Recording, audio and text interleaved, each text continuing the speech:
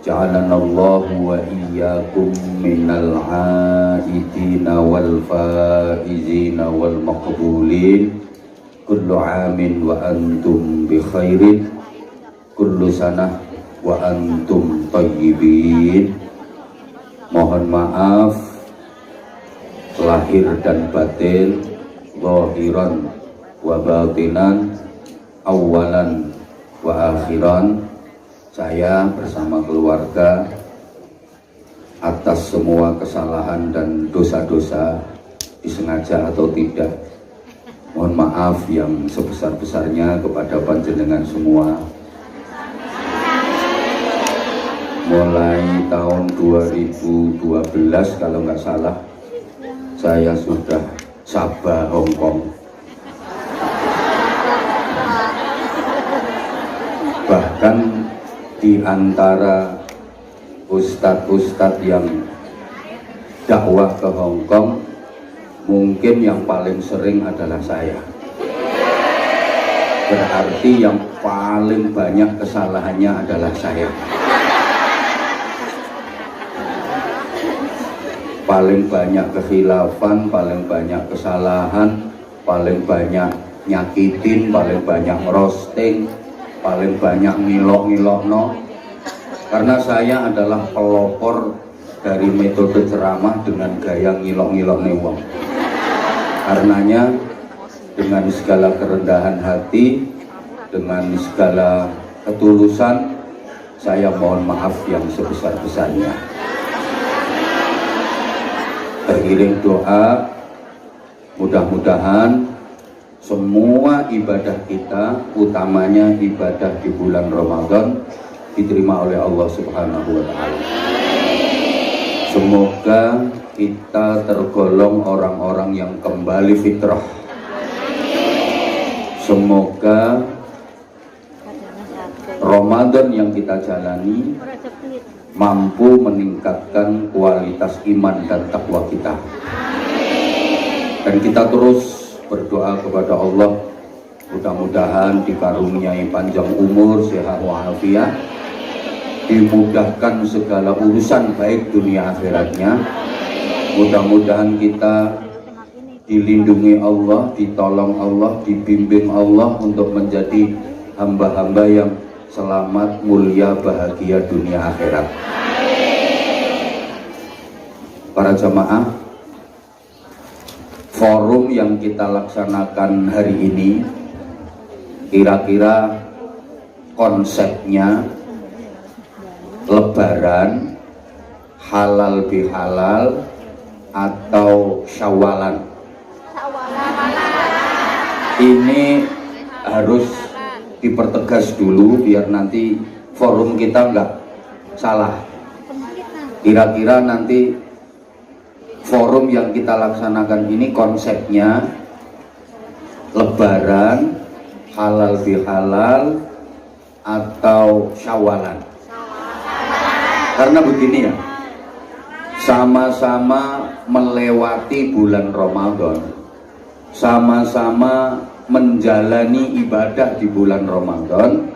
Umat Islam itu konsepnya ada tiga. Ada yang punya konsep Lebaran, ada yang punya konsep halal bihalal, ada yang punya konsep syawalan. Karena memang umat Islam itu ada tiga macam. Ada umat Islam yang benar-benar berusaha Islami, ada umat Islam yang sudah terkontaminasi dengan modernisasi, ada umat Islam yang masih memegang kuat tradisi. Kalau dalam bahasa Jawa, ono wong Islam sing melu ajarane Rasulillah, ono wong Islam sing melu ajarane penjajah, ono wong Islam sing melu ajarane simbah-simbah. Sampeyan termasuk yang melu ajarane Rasulillah, penjajah, atau simbah-simbah? Makanya masyarakat Islam Indonesia itu tahun barunya juga ada tiga. Masyarakat Islam ya, tahun barunya ada tiga. ada tahun baru 1 Muharram, ada tahun baru 1 Januari, ada tahun baru 1 Syuro. 1 Muharram itu tahun barunya umat Islam yang ikut ajarannya Rasulullah. 1 Januari itu tahun barunya umat Islam yang ikut ajarannya penjajah. 1 Syuro itu tahun barunya umat Islam yang ikut ajarannya simbah-simbah. Kira-kira kalau dirayakan bersamaan, menurut sampean yang paling rame yang mana? 1 Muharram, 1 Januari atau 1 Syuro? Misalnya tiga-tiganya dirayakan bersamaan. 1 Muharram pengajian, 1 Syuro jaranan, 1 Januari dangdutan. Kira-kira yang paling ramai yang mana? Sampean ikut yang mana?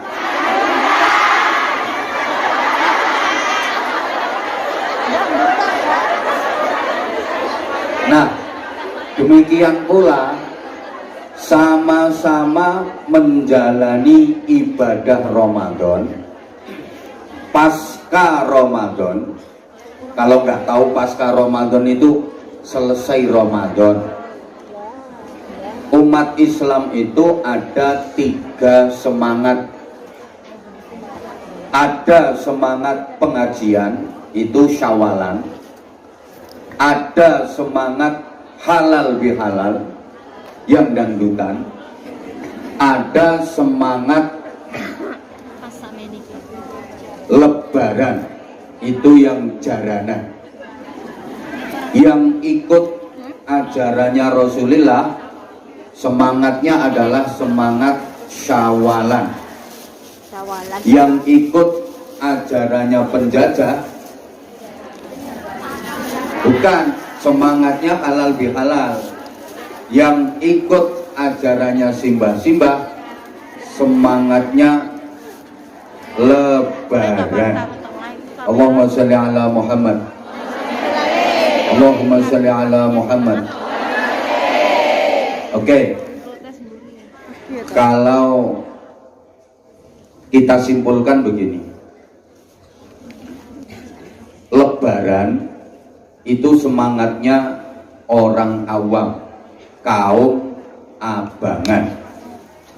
Halal bihalal itu semangatnya priayi, kaum celonoan. Syawalan itu semangatnya santri, kaum sarungan. Oke, diulangi ya. Iki sing angel gathuk-gathukno gitu. Dan saya akan menyederhanakan bahasa agar mudah dipahami. Karena yang saya hadapi memang cantik-cantik, cuma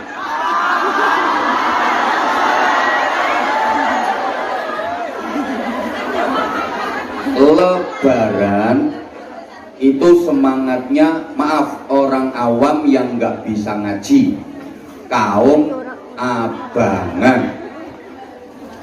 Rumah tuh kan biasa disebut kaum abangan.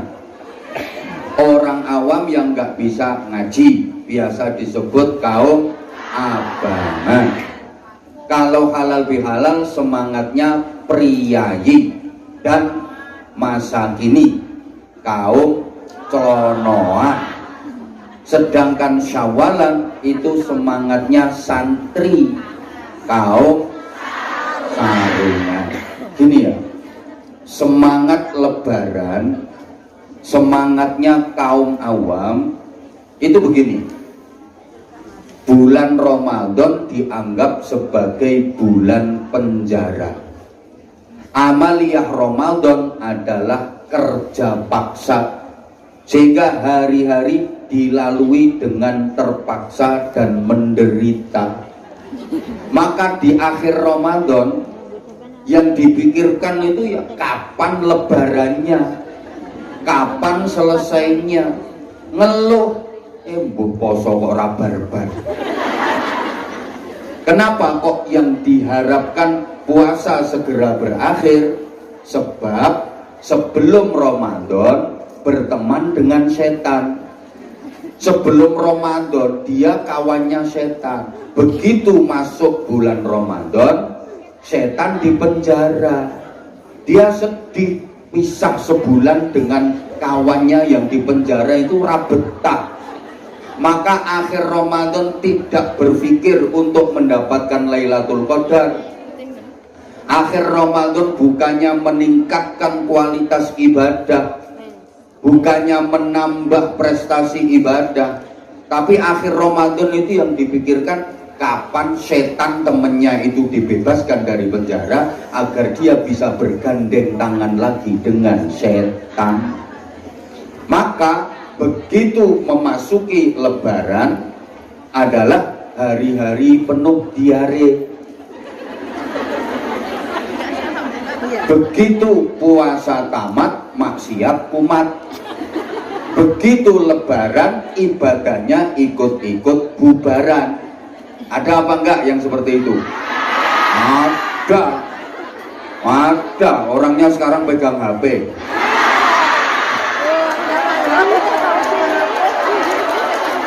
Begitu Ramadan selesai, ibadahnya ikut-ikutan selesai.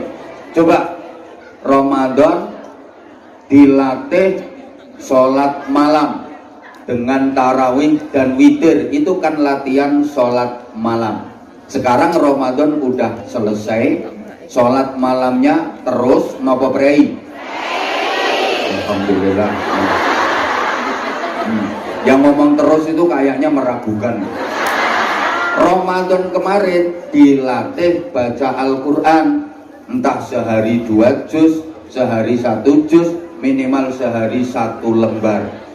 Sekarang Ramadan sudah lewat, baca Qur'annya terus nopo brai.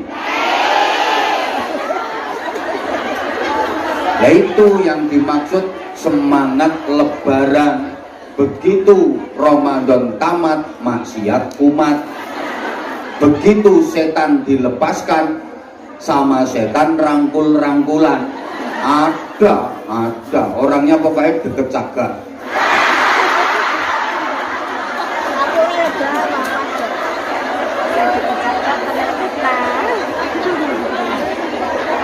Kalau halal bihalal itu umum, ya kayak yang kita lakukan pagi ini.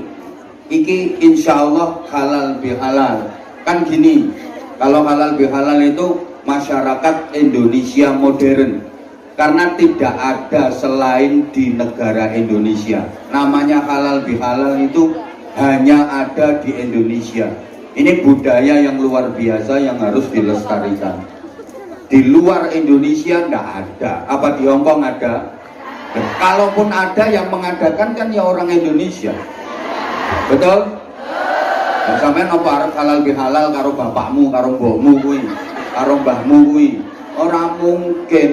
Gini, halal bihalal itu semangat dari masyarakat Indonesia modern yang sudah banyak merantau, banyak urban, pergi ke kota-kota, bahkan ke luar negeri. Ketika 1 Syawal kan libur, yang kerja di kantor ya libur, yang kerja di pasar ya libur, yang di instansi ya libur. Maaf, yang di rumah tangga, yang di berbagai sektor pekerjaan, semuanya libur. Makanya pengen pulang kampung. Waktu di kampung mau silaturahim ke semua keluarga, waktunya terbatas karena liburannya itu terbatas, sehingga mencari cara yang simple bagaimana supaya silaturahim ke semua keluarga itu bisa ditempuh dalam waktu yang singkat. Makanya terus dibikin acara kumpul bareng-bareng, dibikin acara dalam 2 jam silaturahim selesai, itu halal bihalal. Nah, sedangkan Syawalan itu semangatnya kaum sarungan. semangatnya santri, kaum gamisan. Bagi kaum gamisan, bagi kaum jilbaban, walaupun arang-arang cuma nek pengajian toh,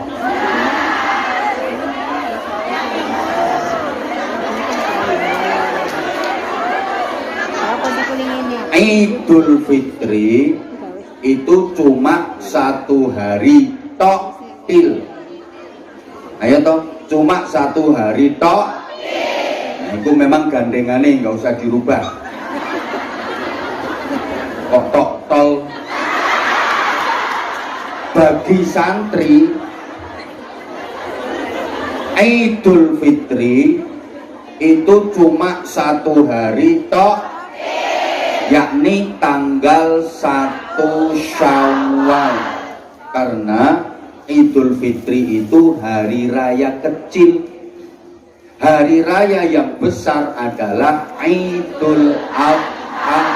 Makanya sama orang Jawa diarani riyoyo besar, bodo besar. Idul Fitri itu hari raya kecil. Coba kita bandingkan, kenapa Idul Fitri disebut hari raya kecil, Idul Adha disebut hari raya besar. Memang Idul Adha lebih besar daripada Idul Fitri. Idul Fitri waktunya cuma 1 hari, yakni tanggal 1 Syawal tok. Sedangkan Idul Adha waktunya 4 hari. Tanggal 10 Dzulhijjah ditambah 3 hari tasyrik, 11, 12, dan 13 Dzulhijjah. Dari segi waktu aja Idul Fitri kalah. Idul Fitri cuma 1 hari, Idul Adha 4 hari. Kemudian Idul Fitri hanya nyembelih ayam, sedangkan Idul Adha nyembelih sapi. Ayam dengan sapi lebih besar. Idul Fitri hanya mengeluarkan zakat fitrah yang nilainya kurang lebih beras 3 kg. Cuman itu. Kalau Idul Adha, bagi yang mampu mengeluarkan biaya untuk melaksanakan ibadah haji. Yang belum mampu disyariatkan berkorban. Ayo, zakat fitrah yang cuma 2,8 ons, kok 2,8 ons, 2 kilogram 8 ons, dengan korban minimal kambing. Soalnya nggak boleh korban nyembelih tekek. Biayanya besar mana? Makanya Idul Fitri disebut hari raya kecil, Idul Adha hari raya besar. Nah, sikap santri yang benar, yang kecil ya harus dianggap kecil, yang besar dianggap besar. Yang kecil diperlakukan sebagaimana kecil, yang besar diperlakukan sebagaimana besar. Jangan dibalik, yang kecil dibesar-besarkan, yang besar malah dikecil-kecilkan. Kebanyakan masyarakat kita kebalik. Idul Fitri yang harusnya hari raya kecil, biayanya malah dibesar-besarkan. Sedangkan Idul Adha yang hari raya besar malah dianggap kecil. Kebalik, ketika Idul Fitri yang cuma hari raya kecil, anggarannya dibesar-besarkan. Beli baju baru aja nggak cuma 3 setel, kadang beli baju sampai 4 sampai 5. Belum lagi untuk departemen perbadokan, hidangan macem-macem. Belum lagi yang untuk healing, jalan-jalan, belum lagi yang untuk jajan, belum lagi yang untuk ini, entek-entekan anggaran, sehingga giliran Idul Adha yang hari raya besar kehabisan anggaran sehingga nggak bisa kurban. Ini kebalik. Allahumma sholli ala Muhammad. Tolong diperhatikan ya. Nah, kalau di Indonesia itu ada satu daerah namanya Madura. Kalau di Madura Idul Fitri itu biasa. Yang dibesar-besarkan memang Idul Adha, perayaannya. Nah, sehingga kita ini sebenarnya kebalik kita itu. Idul Fitri itu cuma 1 hari, udah biasa. Yang kita besarkan harusnya Idul Adha. Kalau belum bisa haji, minimal kita laksanakan ibadah Coba kalau misalnya Idul Fitri anggarannya nggak terlalu besar, dana itu kan bisa dikumpulkan untuk menjalankan syariat korban di Idul Adha. Lapo zaman besar kok gak korban, kentean dana. Apalagi masyarakat Jawa, Idul Adha sasi besar itu banyak orang yang punya gawe, mantu nyunatno, akhirnya kentean dana digawe becek, kentean dana digawe bowo, nggak bisa korban. Makanya punya hajat sebelum punya hajat di bulan Dzulhijjah sebelum pelaksanaan korban selesai itu kurang bagus. Kenapa? Nyaingi hajatnya Gusti Allah. Allah punya hajat kok disaingi. Mbak, kok gak korban mbak?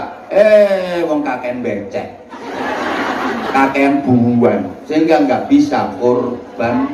Sampean nanti kalau punya hajat di bulan Dzulhijjah, usahakan sesudah hari tasyrik, biar nggak nyaingi hajatnya Gusti Allah. Oke, santri, kaum sarungan dan kaum gamisan yang sekarang ada di hadapan saya, sementara ya karena keluar dari masjid ini dilepas semua kok. Ada, saya pernah ngelihat keluar dari masjid ini tetel jilbabnya diwadahi tas, rambutnya semiran. Iki loh. Ada. Tapi kan sementara ini masuk kalangan kaum sarungan, kaum gamisan, kaum santri. Idul Fitri itu cuma 1 hari tok. Semangat, 1 hari tok. Untuk apa? Untuk bertaqabbalallahu minna wa minkum taqabbal. Artinya apa? Mudah-mudahan Allah menerima amal saya dan amal panjenengan semua. Amin. Saya ulang, bagi santri Idul Fitri cuma 1 hari, tanggal 1 Syawal tok. Adil. Untuk apa 1 hari itu? Untuk bertaqabbalallahu minna wa minkum taqabbal. Artinya semoga Allah menerima amal saya dan amal panjenengan semua. Amal itu dalam bahasa Jawa diungkapkan dengan istilah laku. Lakune wong Idul Fitri itu ada 4. Makanya diisyaratkan dan disimbolkan dengan kupat. Artinya laku. Ayo to nyaut, iki mayoritas kan Jawa kok. Ketara peset. Iya padha. Aku golek bolo kok. Gak apa-apa peset manis gue. Nyatanya dari dulu kamu tetap suka sama aku. Amal itu bahasa Jawanya laku. Lakunya santri yang beridul fitri iku ana 4, makane disimbolno gawe kupat. Iku artine laku. Jadi kupat itu bukan hanya bermakna ngaku lepat, Lho kok hehe diomong. Lha wong Jawa iki ngono, kupat jarene ngaku lepat. Lah nek lontong olo-olone kotok. Entek sing olo-olo, lepet eleke disilep sing rapet. Wah, nek mana nih ya? Angel kowe golek kiai model ngene iki. Kiai lontong berarti. Loh, kupat itu bukan hanya bermakna ngaku lepat, tapi kupat itu laku papat. Mbah-mbah kita itu kalau ngajari anak cucunya pakai isyarat. Nah, oleh orang awam bukan hanya dimaknai isyarat, malah dijadikan syarat. Loh, sekarang kan kayak jadi syarat. Sampai ada hari raya ketupat. Nek wong Jawa ngarani bodo kupat, riyoyo kupat, utawa kupatan. Allahumma sholli ala Muhammad. Itu sebenarnya isyarat, tapi oleh masyarakat dianggap sebagai syarat. Taman bisa membedakan antara isyarat dengan syarat. Nah, iso ya on tenan. Sebenarnya isyarat, tapi seolah-olah oleh masyarakat dianggap sebagai syarat. Tuh, mbah-mbah kita dulu itu hebat-hebat. Kalau ngajari anak cucunya tentang agama itu pakai isyarat, nggak harus ta'ala, nggak harus kelennewi, lihat-lihat sasarannya gitu loh. Dengerin toh. Misalnya ada istri lagi ngambek, istri lagi gondok, terus suami nasihati langsung keleta'ala fi kitabil azizil karim. Ya malah ngamuk wong itu. Wadah kadang-kadang. Oh, gak usah kadang dalil, tapuk lagi bisa. Berarti istri menolak ayat Quran. Yang dosa siapa? Suami. Udah tahu kalau istrinya masih gondok, masih ngambek, lah kok ayat Quran disodorkan. Akhirnya malah istri menolak ayat Quran. Lah pas wong itu tepat selingkuh, seledot. Tak boleh menyakiti suami, nggak akan kamu bisa mencium bau surga. Kalau Nabi Sallallahu Alaihi Wasallam. Lah sampai itu pret. Akhirnya ada hadis Nabi dipret. Yang salah siapa? Yang dalil. Makanya kalau saya istri lagi godok misalnya,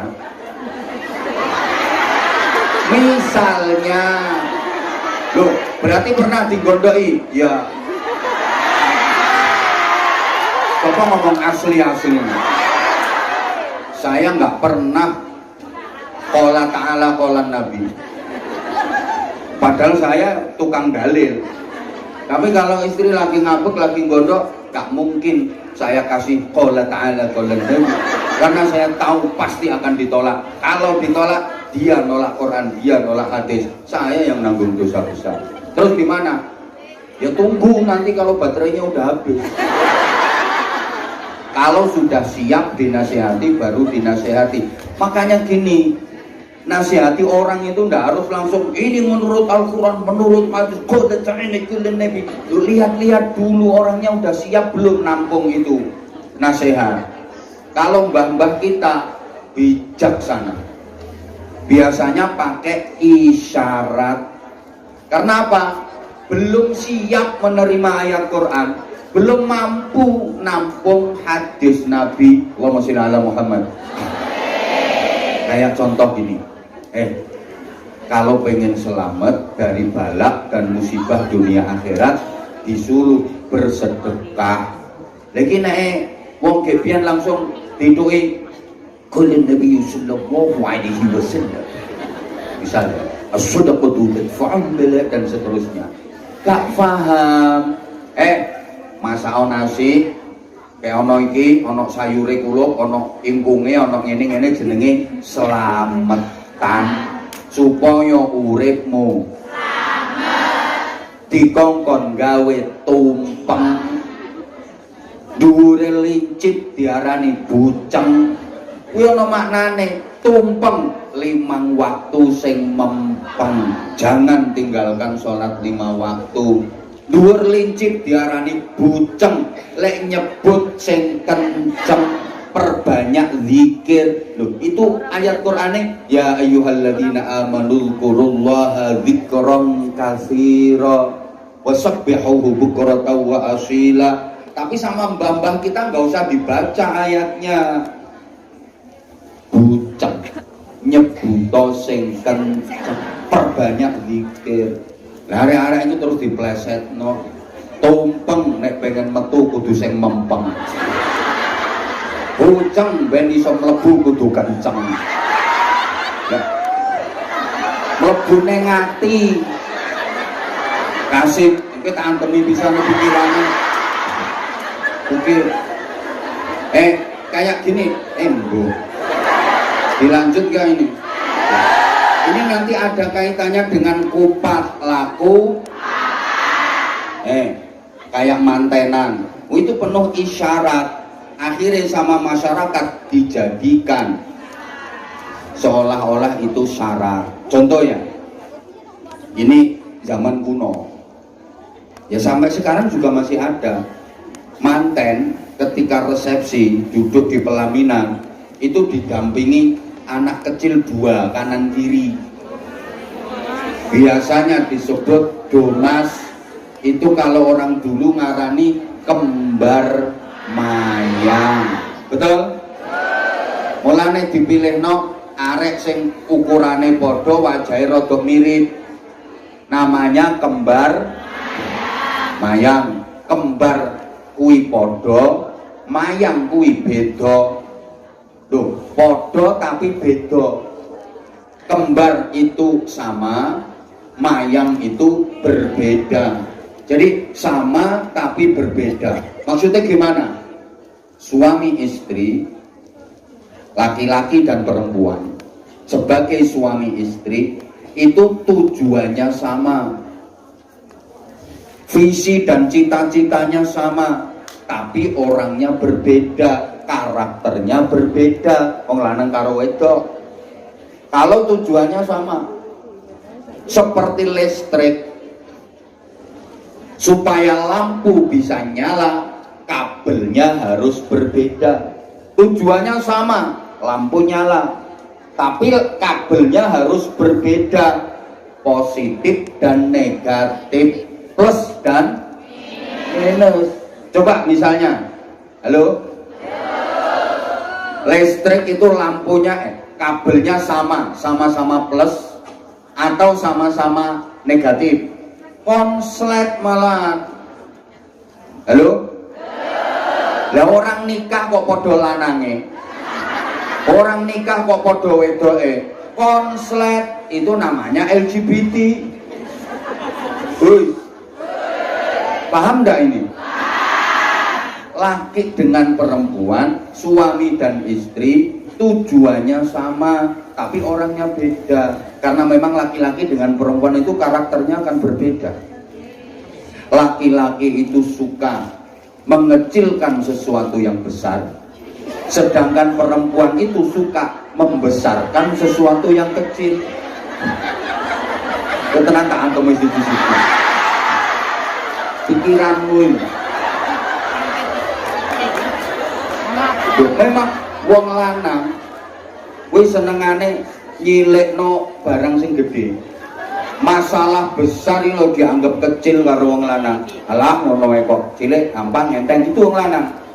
Tapi lek wong wedok kuwi senengane gedhekno barang sing cilik. Mulane barang cilik kecekel wong wedok dadi gedhe.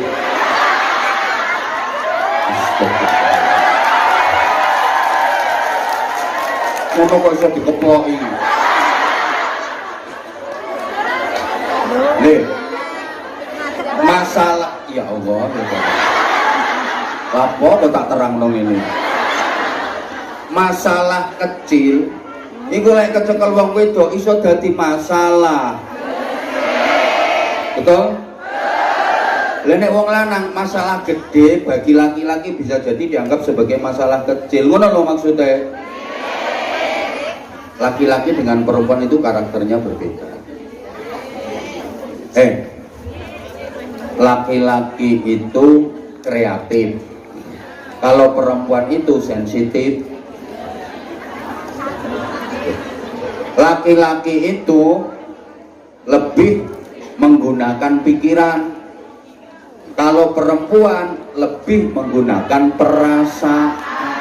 Makanya kalau jadi suami istri kok cekcok, biasanya suami sering ngomongin gini ke istrinya, kamu itu lo nggak mikir, makanya toh apa-apa aku mikir akhirnya wong wedok ora gelem mikir.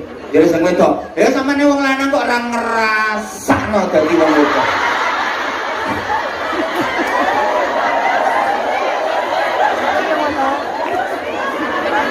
Karena laki-laki lebih menggunakan pikiran, perempuan lebih menggunakan. Laki-laki rasional, perempuan emosional.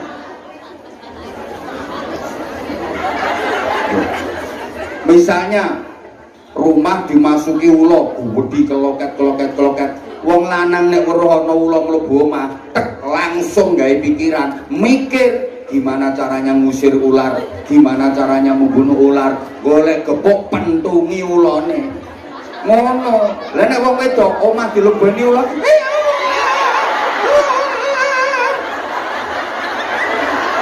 mergo make perasaan, dipikir nek gojok-gojok terus ulone ngeleles mati.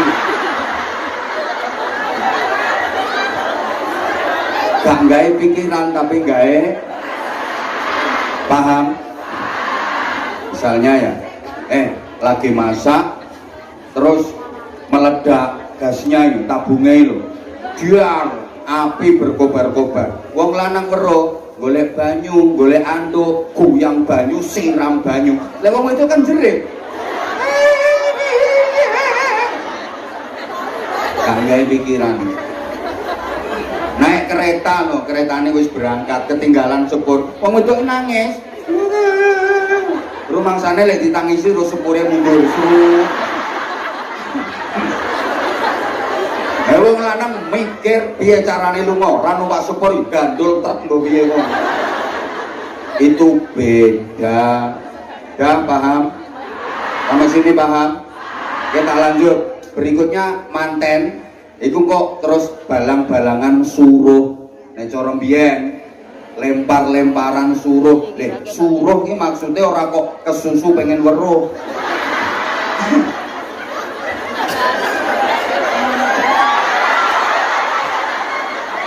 Kok pengen weruh apa sih?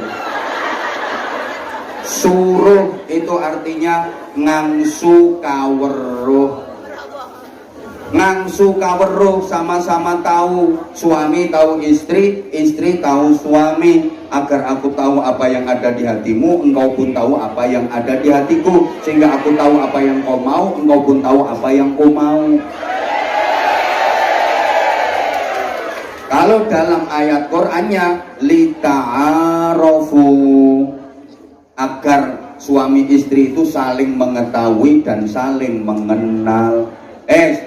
Engko lek wis parek, manten lanang nginjak telur, manten lanang ngideki ndok nganti pecah, biar mantene wadon kok misui, mijii.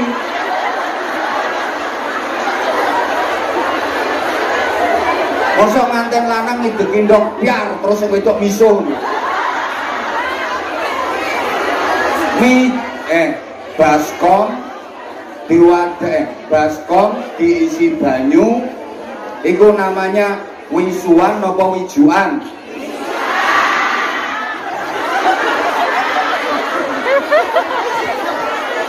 Misui apa mijii? Biar nek misuh biar.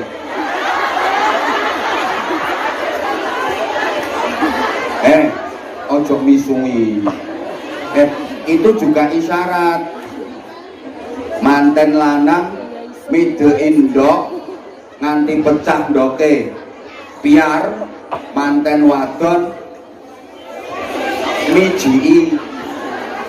Artinya begini, rumah tangga, keluarga itu seperti telur. Wong rumah tangga, wong berkeluarga kuwi kaya ndok, bunder ser, mumet, rentet, ruwet, banyak problem. Maka suami harus bisa memecahkan masalah, cari solusi, sedangkan istri ikut berpartisipasi dengan dukungan dan doa. Jangan kok rumah tangga wis mumet, ruwet, rentet, judeg, suami bingung cari jalan keluar, cari solusi, istri misui.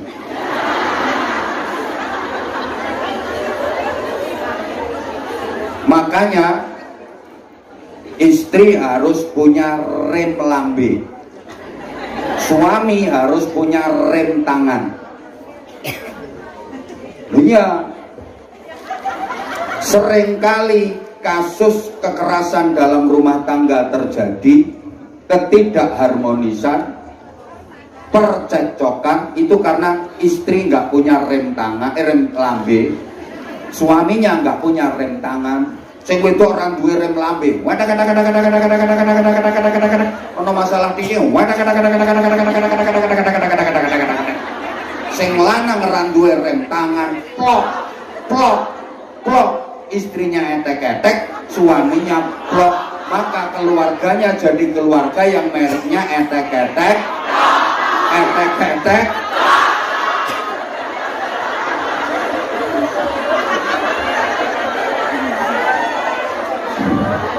Ya, lah sekarang udah, iya, ini udah kemarin iya ya. Oh masih rindu? Sama aku juga, sama. Bukan cuma angin rindu, tembus ke relung kalbu. Kemarin sampai Bunda Nuris nelpon ke saya, dongakno, apa? Ini jamaahnya gak ono, karena ini lebaran, momennya momen lebaran, tiketnya saya utuh, jamaahnya gak ono. Aku yang mikir, musuh Anwar Zaitun gak payu rek nang Hongkong.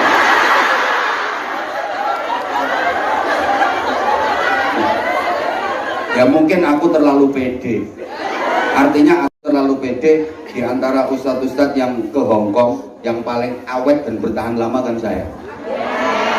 Artinya awet dan bertahan lama itu jamaahnya itu tetap akeh. Artinya gini loh, maaf ya, aku diarani sombong memang iya.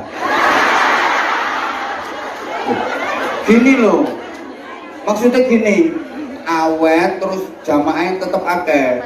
Kan mungkin asalnya awal-awal ke Hongkong jamaahnya akeh. Begitu udah gonggong 4 kali 5 kali, jamaah udah mulai pada bosen. Akhirnya ngajinin no taman-taman keliling, nongsor jembatan, barangnya kan. Nek aku mau ngono kuwi. Alah orang Hongkong gak yo wis. Golek negara liyane. Wis tok wis. Nah, aku ngene, oh berarti lek wis gak payu yo wis sakmono ae. Leren. Aku kemarin udah ngomong kok sama Bunda Nuris. Dan kalau memang wis gak payu, ya wis aku ora usah nang Hongkong. Leren isin aku ning Hongkong jamaah mek 20, 23, 24 wani orane aku.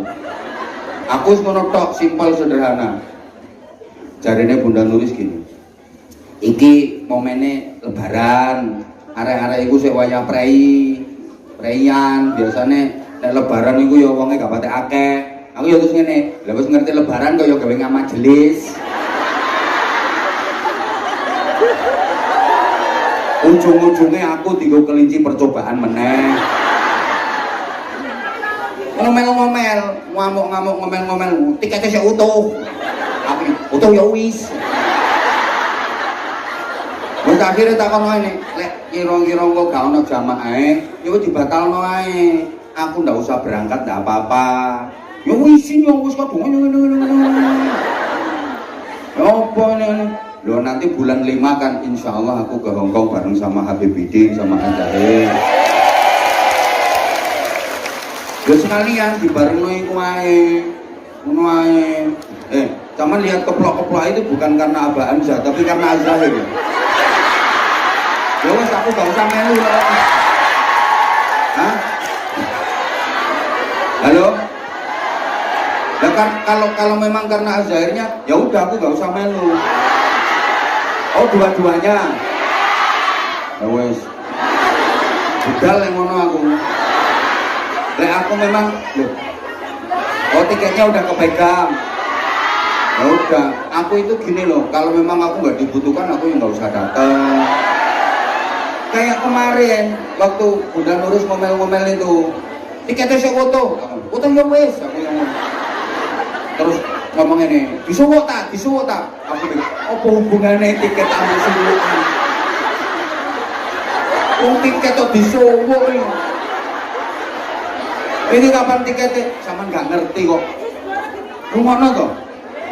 Kapan tiketnya si akeh? Aku dikongkon nyowo. Mesti ngono. Lek gak telepon yo WA. Ngono, tiketnya disuwuk. Aku sampai gini, udah nanti kalau apa tanggal 6 April ini aku ke Hongkong, kalau jamaahnya ndak ada, ya udah wis terakhir aku nek gane Hongkong maneh. Rumono. Aku sampai gawe video. Kapan gak ada videonya? Aku sampai nge video. Biasanya kan aku nggak pernah loh. Aku asli izin aku aslinya. Ini sakjane rahasia ini. Tapi nggak apa-apa ini jamaah ini keluarga aku kabeh. Aku tuh mulai dulu kenapa kok awet di Hongkong? Karena jamaah Hongkong itu bagian dari keluargaku. Aku nggak pernah menganggap orang lain karena jamaah Hongkong itu bagian dari keluargaku. Walaupun misalnya jamaah lama udah pulang, terus ini kan banyak tuh jamaah baru. Ono sing nang Hongkong lagi 3 bulan, 4 bulan ada yang baru. Iya, kayak sampeyan ini loh wong nyaran nih aku ngerti. Tapi gini loh. Tapi nyatanya ya tetap ikut majelis kita. Semua saya nggak pernah menganggap orang lain bagian dari keluarga saya. Karena apa? Hongkong ini banyak membantu pesantren kita. Tuh. Sehingga semua saya anggap bagian dari keluarga. Itu pula yang menyebabkan saya awet di sini. Dan jamaahnya alhamdulillah, ya tetap ono ae. Aku sampai ngomong ke Bunda Nuris, ya udah kalau wis gak ono jamaah berarti wong Hongkong wis ora doyan karo aku. Aku ra usah ning Hongkong. Wis karena sunggah. Lah berarti kan Hongkong wis ora doyan aku to. Wis ora doyan yo wis aku ngomong.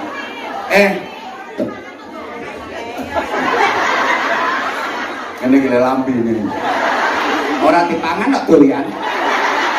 Ya nang krokotinya.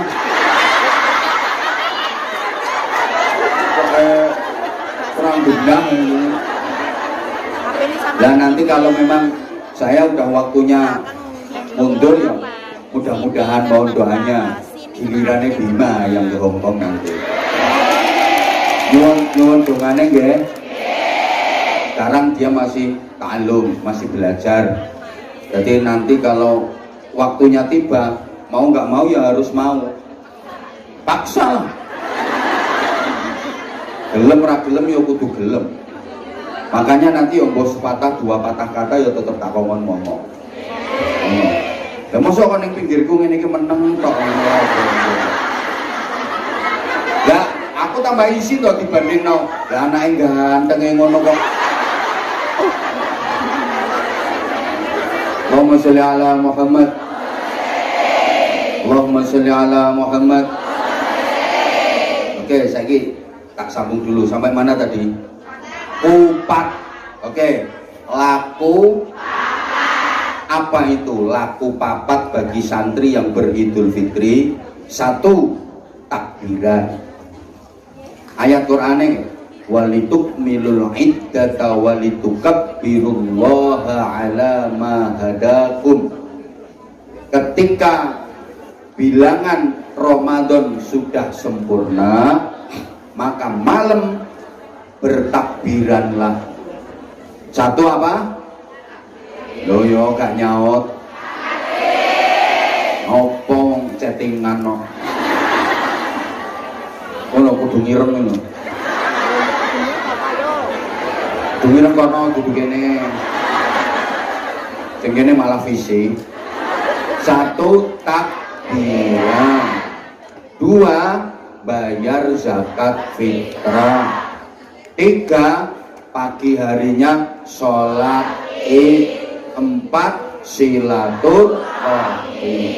Ini kupat laku papat bagi santri yang beridul fitri. 1 takbiran, 2 zakat fitrah, 3 sholat Id, 4 silaturahmi. Oke, bagi santri laku papat ini selesai dalam 1 hari.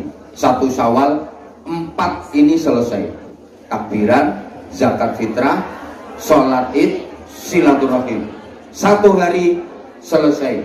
Tanggal 1 nanti mulai tanggal 2 santri sudah mengikuti sunnah Nabi.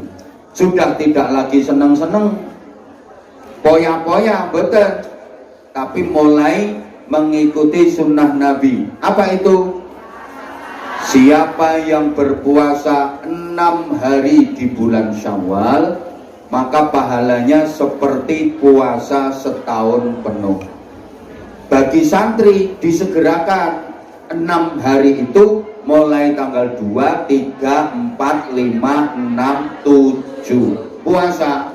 Meskipun puasa 6 hari bulan Syawal itu enggak harus tanggal 2, 3, 4, 5, 6, 7. Boleh tanggal berapapun asal masih di bulan Syawal. Tapi memang yang paling afdol langsung tanggal 2, 3, 4, 5, 6, dan 7. Itu bagi santri. Artinya gini, oke, Ramadan memang sudah berlalu, tapi aku masih tetap bisa puasa kok. Oke, bagi yang lain, yang abangan, yang celonoan, mungkin udah nggak nganggep Ramadan lagi, tapi aku masih tetap bisa membiasakan Ramadan di luar Ramadan. Ramadan memang sudah lewat, tapi aku tetap puasa. Ramadan memang sudah berlalu, tapi aku malam tetap bisa qiyamul lail. Aku masih tetap bisa baca Quran. Setan memang sudah dilepas dari penjara, tapi aku tetap bisa perang melawan setan. Aku nggak bakal kalah dengan setan. Ini santri. Kau nok saiki, wong apane wong kae mangan ngaji. Dikit mangenang. Sehingga santri itu setelah menjalani 1 bulan Ramadan bisa meramadankan bulan-bulan di luar Ramadan. Paham gak maksudnya? Membiasakan Ramadan di luar Ramadan, artinya menjadikan selain bulan Ramadan seperti bulan Ramadan. Ini semangat Syawalan, sehingga para jamaah waktunya tidak cukup. Bulan ya, bulan sesudah Ramadan dinamakan Syawal, artinya berkembang dan meningkat. Allahumma sholli ala Muhammad. Bulan sesudah Ramadan itu namanya bulan Syawal. Ini secara bahasa artinya berkembang dan meningkat. Sebuah tuntutan buat kita untuk meningkatkan kualitas diri, meningkatkan ibadah baik secara kuantitas maupun secara kualitas. Dan meningkat apa enggak kita tergantung. Kemarin Ramadan itu puasa sampean itu masuk puasa jenis ular apa puasa jenis ulo? Posoe sampean wingi ku posone ulo ta posone ular? Ini ya tak jelasno ya. Ulo karo ular itu sama-sama puasa, tapi hasilnya berbeda. Tolong perhatikan, ulo itu puasa, ular juga puasa, tapi hasilnya beda. Ulo walaupun dia puasa, selesai puasa, habis puasa, gak berubah sama sekali. Namanya tetap ulo, rupane tetap, modele panggah, bentuke panggah, kelakuane pancet, kehadirannya sama sekali tidak membawa harapan, justru malah jadi ancaman. Sebab posone ulo iku cuma arep melungsungi, ganti kulit, sebab tubuhnya akan makin panjang dan makin besar, awake tambah dawa tambah gede, makane ndekne poso melungsungi perlune ganti kulit. Puasanya bukan meningkatkan kualitas diri, tapi meningkatkan berat badan. Niku poso ulo. Ada sebelum Ramadan ini berat badannya 55 kg. Selesai Ramadan, lebaran dapat 3 hari, jadi 67. Ada lagi saiki kudunge coklat. Iku berarti poso ulo. Wonten apa mboten? Jawab ya sayang, wonten apa mboten? Namanya ulo, habis makan sahur ya ndak sholat subuhan, melungker wong ulo. Wonten apa mboten? Ada. Wonge pokoke rontok lemu.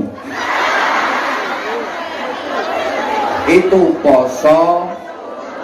Mau ora dijawab, iku poso. Meskipun habis puasa gak berubah jadi baik sama sekali. Kehadirannya tidak membawa harapan, justru jadi ancaman.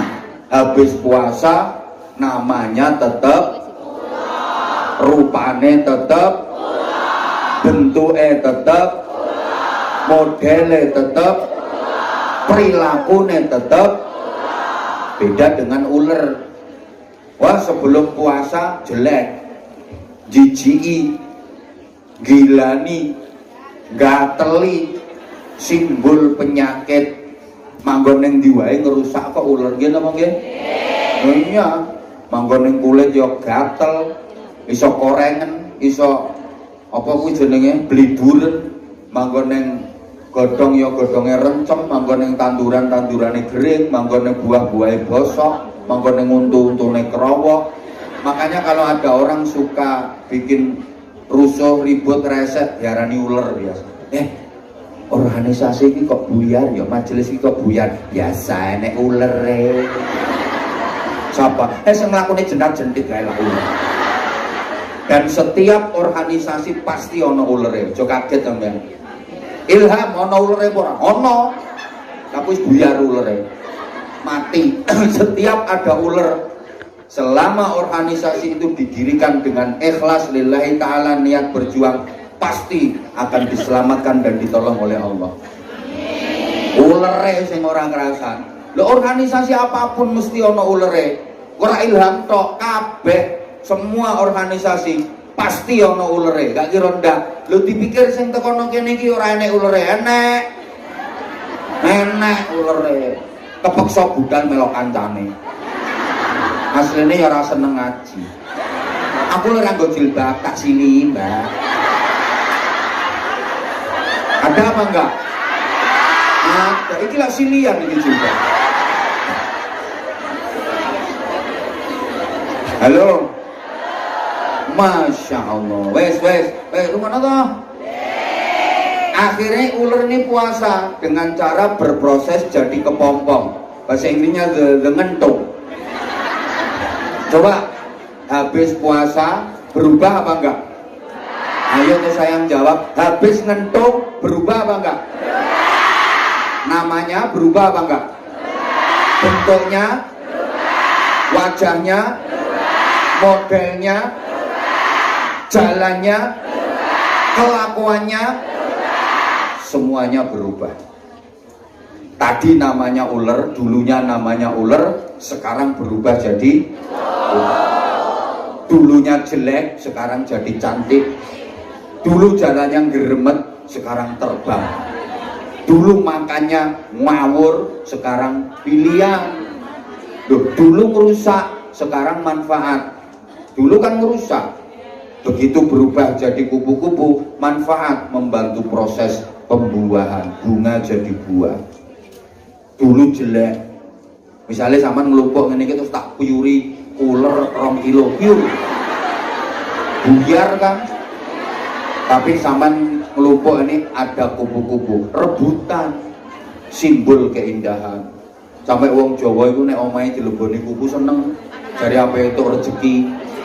Lho omah dileboni kupu ape ana? Dua anak perawan wis gede omah dileboni kupu seneng. Lho nduk, nak, jodohmu meh teko. Omahe dileboni tapi sabar ya nak, wong kupune rupane ireng. Dadi ketoke bojomu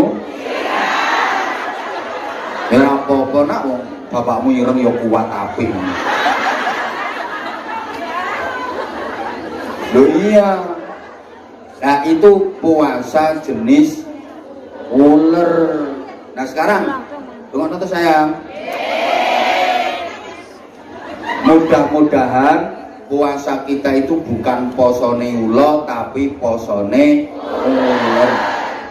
Asale ular, habis puasa jadi kepompong, keluar berubah jadi soalnya akeh loh, bernentung gak jadi kupu malah jadi codot. Ada saiki mangan ya codot.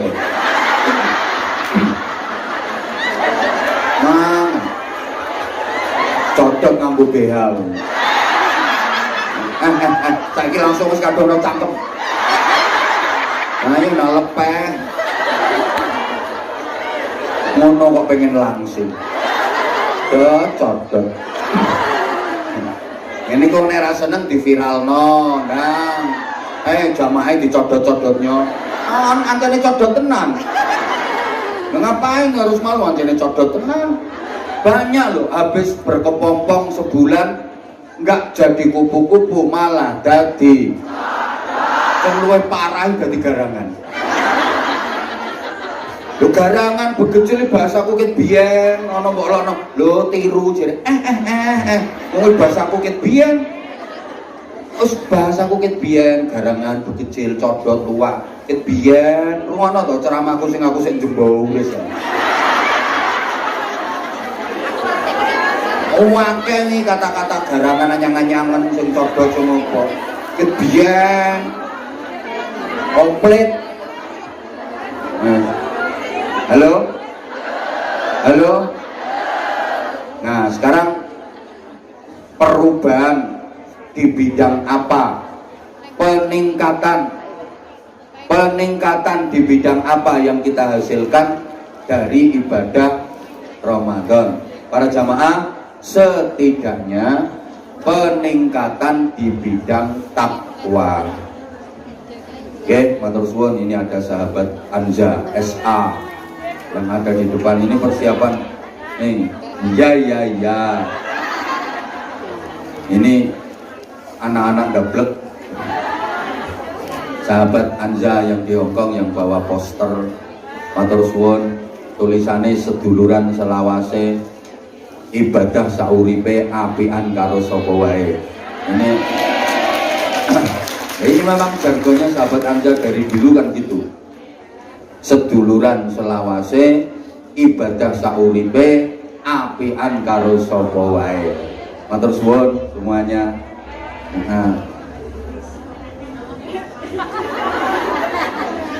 Wong-wong lawas matur suwun. Iya ket mulai biyen. Eleng aku eleng. Ya semuanya juga sama, walaupun sampean nggak pakai jaket, nggak pakai jamaah, semuanya juga jamaah kita. Tapi mereka kan bikin komunitas, artinya bikin komunitas ada beberapa yang narik-narik. Tapi disetorkan ke kita. Mbak Mufanya mana? Oke, matur suwun Mbak Mufa. Beberapa udah ada yang pulang, nggih. Matur suwun. Saya nggak bikin komunitas khusus, ndak. Di sini ada misalnya Anzamania, Nusantara, wilayah sini. Dari dulu ndak ada ya, beberapa saja teman-teman yang memang betul-betul apa yang menunggu jenenge. Betul-betul lillahi taala. Semoga mudah-mudahan. Matur suwun. Ini nanti informasinya tadi saya dikasih tahu. Nanti setelah selesai doa, sahabat Anza mau kasih bingkisan ke saya. Nanti ya, nggak apa-apa. Hadiah ulang tahun, hadiah milad, walaupun miladnya udah lewat bulan kemarin. Karena miladnya saya kemarin 11 Maret bulan kemarin. Matur suwun, nanti saya kasih kesempatan. Oke? Allahumma sholli ala Muhammad. Para jamaah, setidaknya peningkatan di bidang takwa, karena tujuan utama puasa Ramadan itu la'allakum, ayo tuh sayang, la'allakum, agar menjadi orang yang bertakwa. Oke, nah sekarang karena waktu kita terbatas, kita harus yang masih lama, oke, tapi kan kita juga harus ngasih kesempatan saudara kita yang sesi siang. Tuh, dan sampean kalau pengen 2 sesi kan juga bisa. Nah, yang udah makasih. Jadi habis ini nanti ikut ngaji lagi yang sesi siang. Yang nggak punya tiketnya metu. Jadi dusir iya gantian. Yang di luar udah ngantri kok. Bentar. Saya akan sampaikan takwa sosial. Gue aja gue perkara ya gue. Iki gak momennya dodol sarung. Bentar toh, ya Allah ya tadi. Sarungnya nanti Mei aja. Iki ngaji serius. Mbak Yustina Rita Handayani, matur suwun. Tepat 1000 hari ini, terima kasih untuk Yustina Rita Handayani yang ya Allah ya Karim. Nanti didoakan bareng-bareng. Matur suwun. Saya itu kalau sampean ikut-ikutan komen di, misalnya kalau IG saya kan ya admin yang pegang, Abah Anza Official, atau di TikTok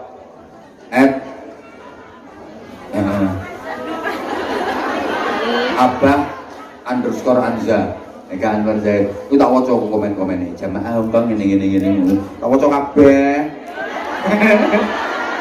Atau di YouTube. Neng YouTube itu biasanya kan banyak yang komen-komen tahu aja, tapi sing Hongkong komennya keren-keren seneng aku.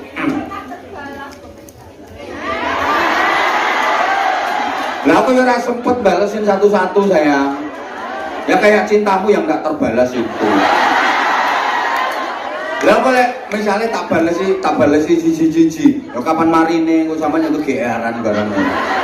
Tapi tak baca semua komen-komen. Kok komennya sampean, komennya Bunda Nuri sih tak baca. Biasanya lihat nonggon iki ono sing aneh-aneh ngono dhek melu-melu komen. Tak waca semua, tak baca. Iya. Ini saya akan sampaikan ringkas-ringkas saja, takwa sosial. Takwa aplikatif. Lah orang kira ngerti, ngene kira ngerti. Loh gini loh, ya kita ngaji itu bahasanya harus disesuaikan dengan jamaahnya. Coba sampean teliti ya video-video ceramah saya. Saya ngaji di kampung dengan saya ngaji di kampus, bahasanya berbeda, materinya berbeda, gaya bahasanya berbeda. Saya ngaji di hadapan pejabat-pejabat dengan saya ngaji di hadapan orang-orang jemburis kayak gini. Gayanya beda, bahasanya beda, ungkapannya beda. Ya karena panggonannya beda, gak giabrak kae. Ndak.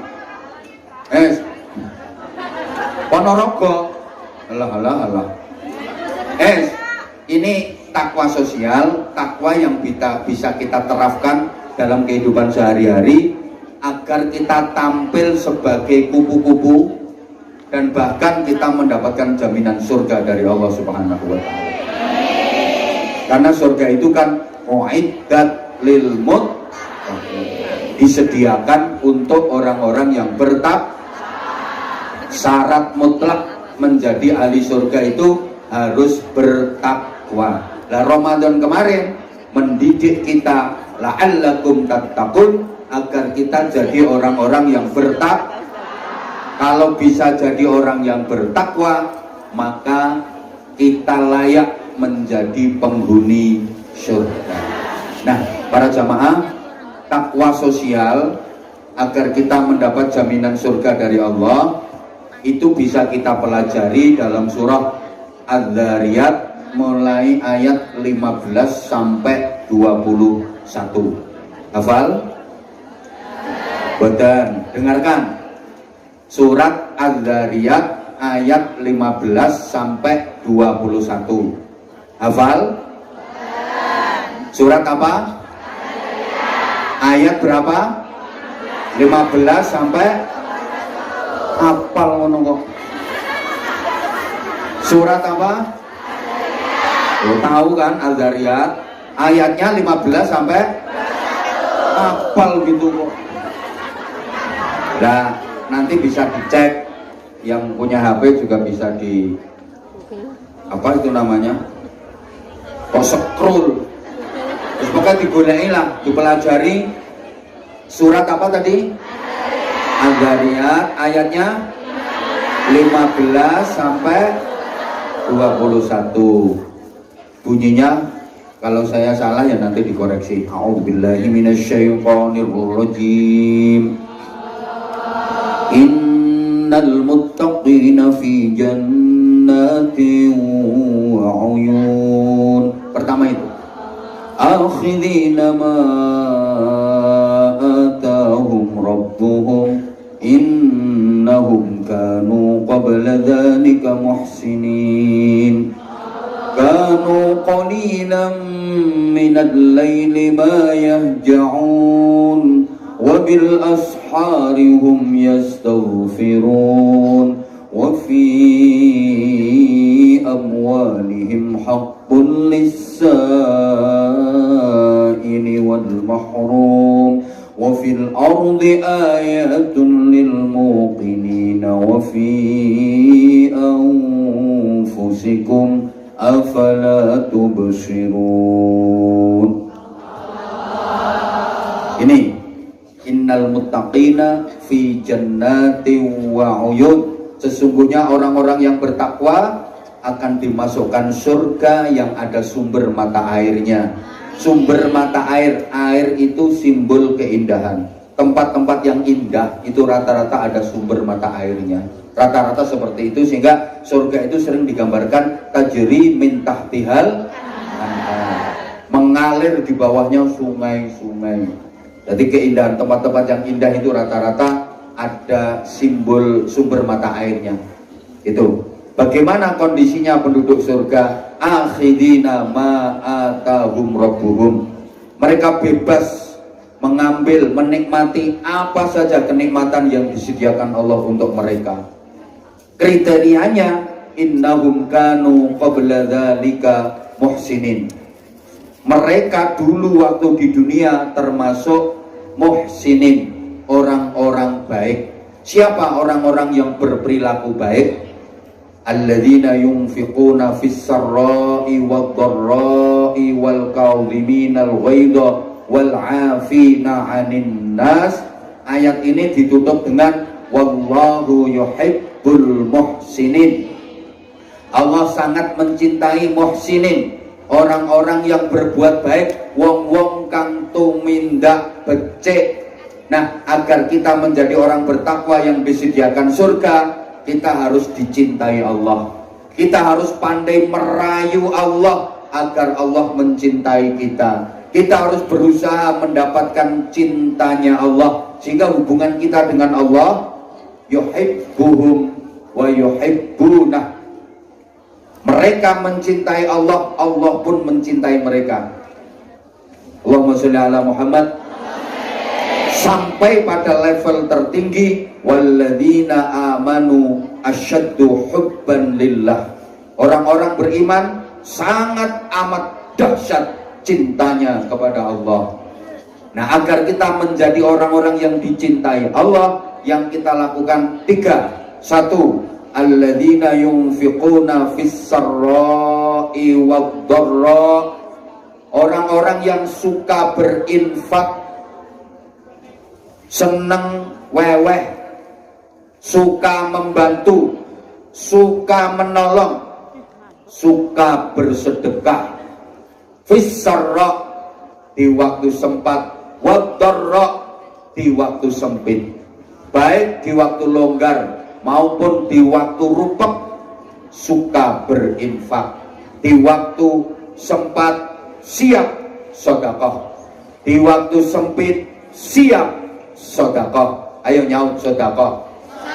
Di waktu kaya, di waktu miskin, di waktu senang, di waktu susah, banyak duit, sedikit duit, di waktu sehat, di waktu sakit. Itu orang yang dicintai Allah. Karena ada orang gelem sedekah ngenteni gering. Nek waras ora tau sedekah, begitu loro selamatan bancaan. Sampai tonggo-tonggone niteni, kowe suwe ya ora gering wong. Ayo diulang. Iki kroso iki, kroso.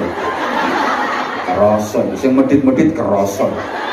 Gaya niki mesti arepe digiring iki. Oh, langsung nang kene matur suwun. Sebentar, nanti dipandu sama jamaah.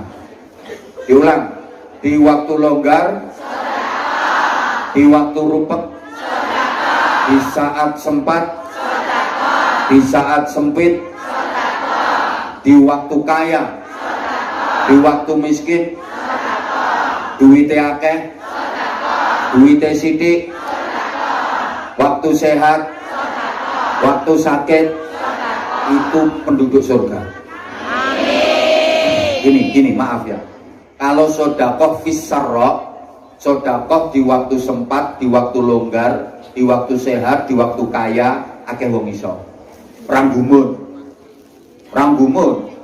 duwite akeh sedekah, ranggumun. Waktu longgar, waktu kaya, sedekah, ranggumun. Banyak orang bisa panen pelem, dadi buahe, dijual kapayu, akhirnya didum-dumno tanggane, ranggumun. Mbanyane didol rapayu, kaya wong jualan gorengan, didol ora payu akhirnya dibagi-bagino kancane, ranggumun. Blas. Halo? Paham enggak tuh ini? Akeh wong iso sedekah di waktu longgar, di waktu sempat, di waktu kaya, di waktu sehat, di waktu seneng, ranggumun. Nah, yang paling berat itu sedekah fisarra, di waktu sempit, di waktu sedikit duit, di waktu darurat, di saat emergensi, di waktu kepepet, tetap bisa sedekah. Itu yang dicintai Allah. Tolong perhatikan ya. Misalnya sampean punya duit, itu tok duitnya. Yo mek kuwi tok. Nggak ada yang lain. Duit sampean cuman itu tok.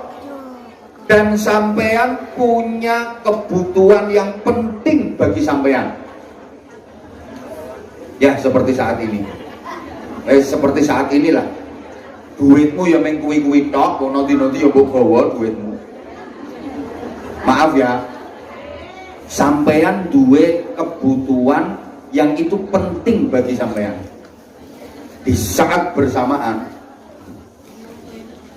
ono konco sampean perlu duit, nyilih ning sampean. Wani ngeculne mboten? Mbak, aku nyilih duitnya Mbak. Wani ngeculne mboten? Roto-roto rawani. Mesti sampean ngene, lha wong aku dhewe ya butuhan ra karo-karoan. Gitu?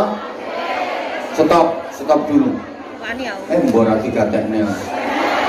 Iki penting. Tolong perhatikan. Kalau orang yang dicintai Allah berani dia mengeluarkan, wani ngeculne. Kenapa kok berani? Sebab yakin akan diganti oleh Allah dengan ganti yang lebih baik dan lebih banyak. Makanya orang kalau dikasih itu aturannya kan disuruh matur, terima, thank, dan mendoakan orang yang ngasih. Doanya jazakumullahu khairan katsiran. Ayo tuh saya, jazakumullahu khairan katsiran. Itu artinya apa? Mudah-mudahan Allah memberikan balasan kepadamu dengan balasan yang lebih baik dan lebih banyak. Ini ilmu bahwa orang yang bersedekah, terutama di waktu kepepet, pasti akan dibalas oleh Allah dengan balasan yang lebih baik dan lebih banyak. Percaya apa enggak? Nek gak percaya syahadat maneh sampean. Percaya apa enggak? Mau kurang semangat sing medit orang melok jawab. Percaya apa enggak? Aku juga percaya kalau sampean percaya. Aku percaya kalau kamu percaya. Karena kamu memang percaya. Makanya aku percaya kalau kamu percaya. Karena memang kamu bisa dipercaya. Cuma banyak di antara kita yang sudah percaya sama Allah tapi belum berani menaruh kepercayaan penuh kepada Allah. Tak baleni kira paham nih gini gak diulang. Banyak orang yang sudah percaya sama Allah tapi tidak berani menaruh kepercayaan penuh kepada Allah. Percaya sih percaya, tapi nggak menaruh kepercayaan sama Allah. Aneh. Karo banknya berani menaruh kepercayaan, sampai sertifikat digadekno di bank, ku jaminan, paspor ini loh, ono sing di. Halo, sama bank ini lo percaya, tapi sama bank ini berani menaruh kepercayaan. Lo sama Allah kok nggak berani menaruh kepercayaan? Kalau percayanya sih percaya, aku yakin sampean semua percaya sama Allah. Tapi banyak yang belum berani menaruh kepercayaan penuh kepada Allah. Aku nanti kalau sedekah jangan-jangan rambale. Lewang aku saiki duwe 2000, kok tak kekno pondok 1000. Berarti karisa Bali eka. Iki lah rayuane Abanza. Itu berarti sampean belum menaruh kepercayaan kepada Allah. Padahal Allah sudah janji, wa may yattaqillaha yaj'al lahu makhraja. Siapa yang bertakwa kepada Allah pasti akan diberikan solusi, jalan keluar dari semua problem yang dihadapi, semua masalah yang dihadapi pasti dikasih solusi dan jalan keluar.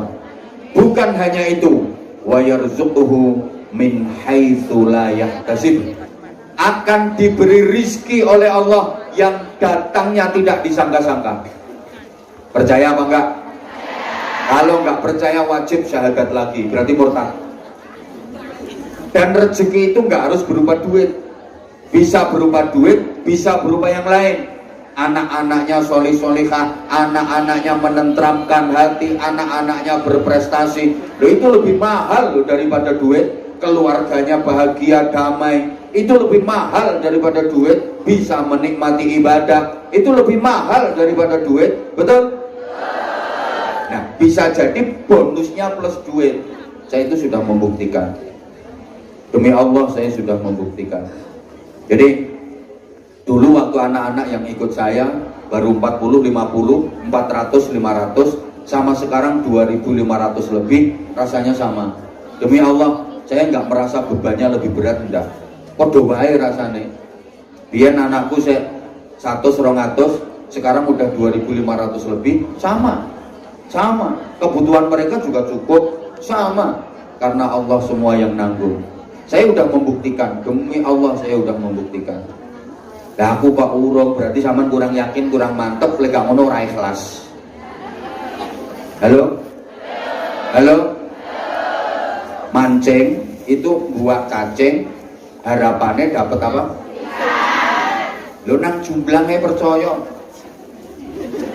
ke kolam aja percaya, ke sungai aja percaya. Kalau aku buang umpan cacing ini aku nanti akan dapat ikan.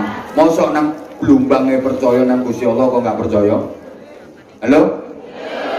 Gini loh, sistemnya gini, sistemnya.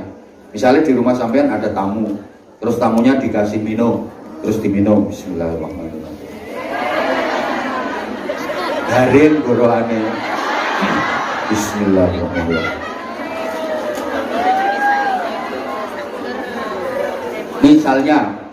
Misalnya ya, saking hausnya terus habis, anggapan ini habis. Terus sebagai tuan rumah yang baik, sampean tahu kalau minumannya habis, apa yang sampean lakukan? Dijoki meleh, bahkan kalau perlu ganti gelas yang lebih gede. Betul? Allah juga begitu.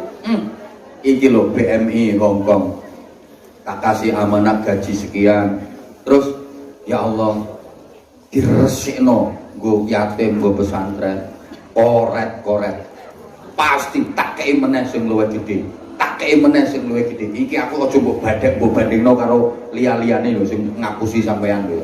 Aku gak ngapusi gak. Engko terus aku mbok anggap wah iki arep ngapusi pengen kei dhuwitku. Ndak. Terus nanti sampai kalungnya ditetel, gelangnya ditetel, habiskan semuanya, kere gue. Ya tetap ada matematikanya. Tapi ini gambaran logikanya gitu loh, logikanya. Loh, asli. Orang kalau mau koret sedekahnya, subhanallah, pasti sama Allah ganti dengan ganti yang lebih banyak, dengan ganti yang lebih baik. Nah, karenanya mumpung ini mulai enggak ya, saya kepengen mengkoordinir aja. Saya kan udah sering ngomong tuh, saya ini cuma maklar, sampean wasilahnya itu loh, yang mau, yang nggak mau juga nggak apa-apa kok. Berarti yang nggak dicintai Allah, nggak termasuk muttaqin yang disediakan surga. Halo? Kamu siap nomor dereng? Panitia mohon bantuannya untuk mengkoordinir jamaah yang cantik-cantik, yang hebat-hebat. Mudah-mudahan Ramadannya kemarin benar-benar menjadi Ramadan yang terbaik. Yang ikhlas saja ya, yang enggak ngasih enggak apa-apa kok, saya enggak maksa. Halo? Yang gerak tangannya sama dompetnya, lesanya ndak usah. Nah, supaya lebih tertib, subhanallah, supaya lebih tertib, bagaimana kalau kita bareng-bareng sholawatan mawon, nggih? Ini di masjid, sholawatannya ora usah aneh-aneh sampean. Bisa iki sampean lek mengikuti nonggone medsos iku, sholawatan iku tabuhane saiki ya dige model aneh-aneh ya. Ana sing dikoplo, ana sing dindangdut, jogete ana sing ngene, sampai saiki pembagian THR lebaran ning nganggo joget model apa kuwi? Apa jenenge? Gak namanya apa kuwi jenenge joget apa? Velo. Ya, iki ilmu. Artinya apa? Ya wong saiki ku kaken pola. Donya iki saiki wis kaya ngono iku gambarane. Ya, pun monggo ayo bareng sholawatan, kita baca sholawat nariyah.